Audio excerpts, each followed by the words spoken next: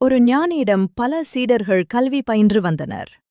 ஒரு சீடன், குருவே, நீங்கள் மகிழ்ச்சியில் உற்சாகமாவதோ துன்பத்தில் தளர்வதோ இல்லை. இரண்டையும் ஒரே மாதிரி எடுத்துக்கொள்கிறீர்கள். இந்த உயர்ந்த பண்பு எப்படி உங்களுக்கு வந்தது? யாரிடமிருந்து இதை கற்றீர்கள்? கழுதையிடமிருந்து கற்றேன். கழுதையிடமா? என்று சீடர்கள் வியப்புடன் கேட்டனர்.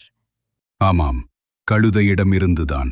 காலையில் அழுக்கு ஆடைகளைச் சுமந்து செல்லும் கழுதையை பார்க்கவில்லையா? அது அழுக்கு ஆடைகளைச் சுமப்பதால் வருந்துவதில்லை. மாலையில் சுத்தமான ஆடைகளைச் சுமந்து வரும்போது மகிழ்ச்சி அடைவதில்லை. அதை பார்த்தே இந்த பண்பை பெற்றேன். ஜென் குருஹாக்வீன ஒரு வீரன் மரியாதையுடன் வணங்கினான். வீரனுக்குரிய உடை அணிந்து இடையில் வாளுடன் பெருமையாக தோன்றினான். குருவே, சொர்க்கமும் நரகமும் உண்மையில் உள்ளனவா என்று கேட்டான். அவனை பார்த்த குரு, நீ யார்? என்ன பார்த்தால் தெரியவில்லையா?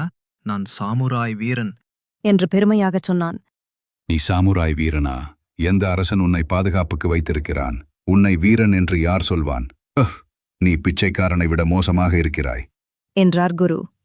தன்னை இழிவாக பேசியதால் கோபமடைந்த வீரன் வாளை உருவ முயன்றான்.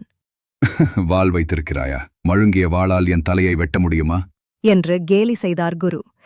கோபத்தின் உச்சத்திற்குச் சென்ற வீரன், என்னை இழிவு செய்பவனை விடமாட்டேன் என்று வாளை உருவினான். நரகத்தின் கதவு இப்போது திறந்துள்ளது என்று அமைதியாகச் சொன்னார் குரு. இதைக் கேட்ட வீரன் குரு தன் கேள்விக்குத்தான் பதில் சொல்லியிருக்கிறார் என்று உணர்ந்து கோபப்பட்டதை நினைத்து வருத்தப்பட்டான். வாளை உரையில் வைத்து குருவை மரியாதையுடன் வணங்கினான். இப்போது சொர்க்கத்தின் கதவு திறந்துள்ளது என்றார் குரு. முழு வீடியோவை பார்க்க ஹேண்டிலுக்கு கீழே உள்ள லிங்கை கிளிக் செய்யவும்.